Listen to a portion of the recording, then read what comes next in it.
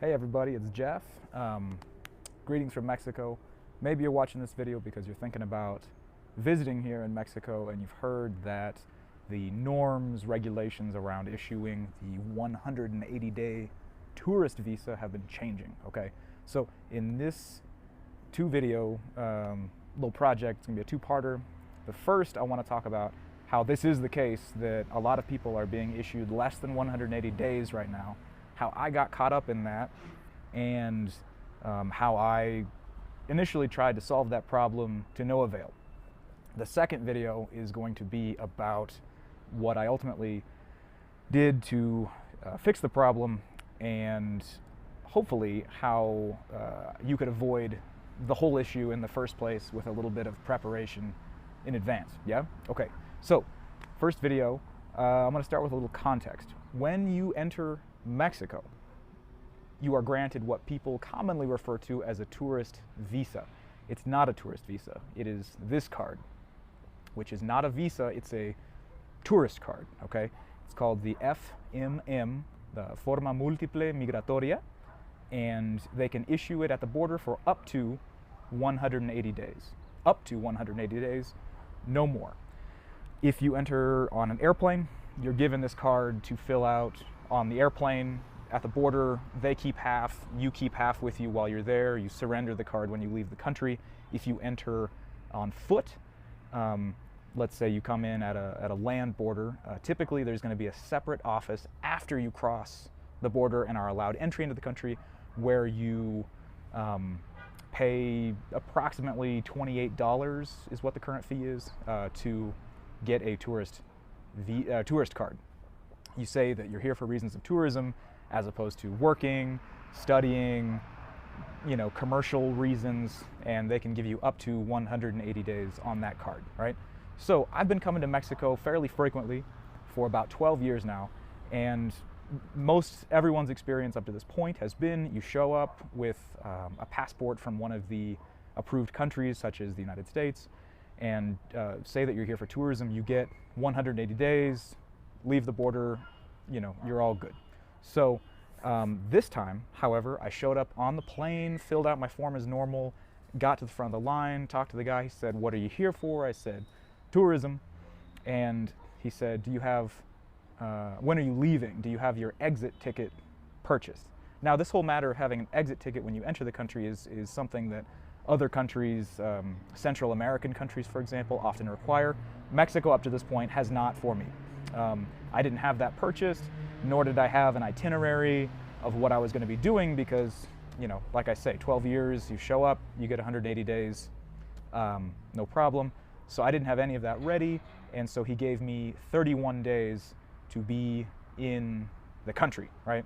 I'm trying to do quite a bit while I'm here. 31 days is not enough time to do what I was hoping to do, and so, this posed a bit of a problem. So, again, a little bit of context, we're foreigners here, right? We don't have a right to 180 days. Mexico is absolutely correct that the law has always stated they can give you up to 180 days, or as little as, no, you can't enter the country, and they just turn you away. That's pretty severe. I don't really hear of that happening to people, but currently I'm hearing a number of stories of people that show up and receive a week, 2 weeks, in my case, 31 days, because we were not able to demonstrate our plans and when we are leaving. So a little bit of research I did seems to indicate that generally the situation of migration and just visiting the country from outside Mexico is becoming a bit more strict. There's a lot of immigration from Central America and from Haiti currently, from South America, from a number of different places. And so the kind of broad strokes answer I've been given is that the situation is just becoming a bit more strict. So I show up, they don't give me as much time as I was hoping, and they directed me at the border office while I'm still in the airport. They said, "Look, what you need to do is go to the immigration office that's in the airport, explain your situation, and show them when you're leaving, and then they can extend your visa, or rather not extend your visa, but they can do what's called ampliar the visa up to 180 days. So I start with 31. He told me they would, amplify my visa up to 180 days. So cool. I go down to that office. I walk up to the front counter, explain the situation. The lady is incredibly rude and told me, nope, there's nothing that can be done. There's nothing you can do. There's no recourse. I said, what about going to another immigration office in the city? She says, nope, not possible, not worth your trouble. There's nothing you can do. So that was extremely helpful. I'm always glad to get some information. And so I left and started to do some research. There is always the possibility of staying in the country longer than what your visa allows. Immigration enforcement is not wildly strict in Mexico. What I found out is if you leave the country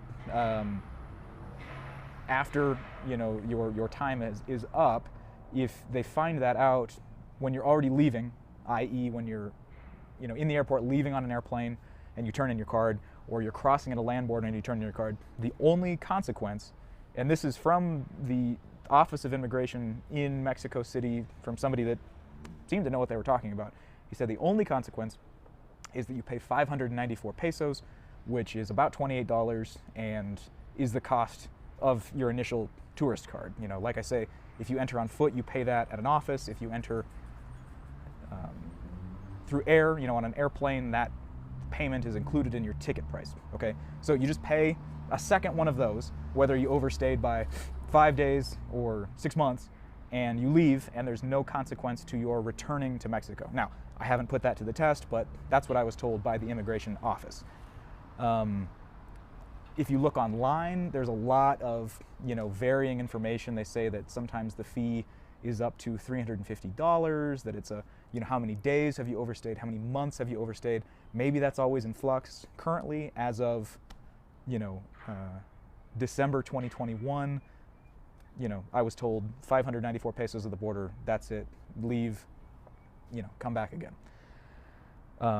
So online, it seemed that people referred me to the immigration office. If I wanted to take care of this problem in country, I would need to go to the immigration office. So that is the INM, the Instituto Nacional de Migración. There's offices, in various Mexican cities. So I went to the one in Mexico City. So when you Google INM office, it sends you to an office in the Polanco district, right? So I show up in the Polanco district, and the security guards at the front say, hey, what are you here for? I say, I'm here to, seek out extending my visa, ampliando my tourist card.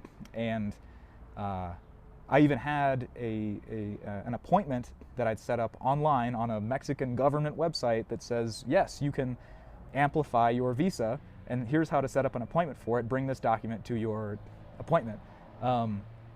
So I show up with that in hand, and I had already purchased some exit tickets, to leave. They say, hey, this isn't actually the office where we do that. So Google has that office incorrect currently. So they pointed me, another 8 blocks down the way. I go to that office, I stand in line, I get to the front of the line, I explain what I'm there for. I say, here, I even filled out this document for how to set up an appointment to do this. He says, hey, bud, we don't do this here in this office, but they'll help you in the airport. I say, hey, I actually was there, and they were maybe the least helpful people I've ever encountered in this country. He said, no. Those are the people that will do this. They are doing it. They're extending people's tourist cards.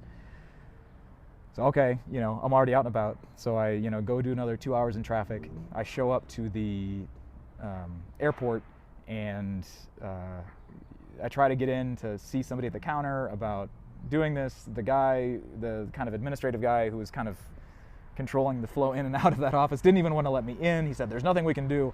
I finally get up to the desk, and yeah, they confirm that there's nothing they'll help me with there. They won't put more days on my tourist card. In fact, they never have done that. That's never been a possibility, which the greatest difficulty here is that Mexican government websites, not to mention all of the different traveler and backpacker websites, don't have their story straight. You can look at several different Mexican government websites that say, this is possible, here's how you do it, here's how you set up an appointment to do it, here's who will do it for you, but when you actually show up to those offices, Maybe it's not the right office. Maybe they don't do that. Maybe they claim that that's never been done, when you can find stories that yes, it has. But the thing is, they're not doing it currently, so it might as well have never existed. They're not putting more days on your tourist card, and I would not expect them to do so anytime soon. What I have heard is that, you know, these kind of matters of immigration policy and visiting, and their level of strictness kind of is on an ebb and flow. So I wouldn't be surprised if inside of 6 months or a year this changes again. We'll have to stay tuned.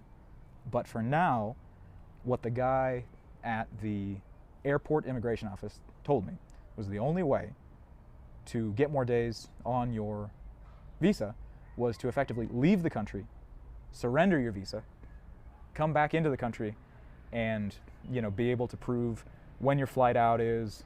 Well, he only mentioned when your flight out is. I ended up bringing quite a few more documents to demonstrate my itinerary, which ended up helping me. I'm going to talk more about that in the second video, about how I left Mexico, crossed from Tijuana into San Diego, back into Tijuana, and ultimately applied for a new visa, a new tourist card, where they ultimately gave me the full 6 months. So part 2, I'll talk about how I did that, and hopefully how you can take the lessons I learned from that process into your first arrival into Mexico, so that you don't have to deal with this in the first place. Okay, see you part 2.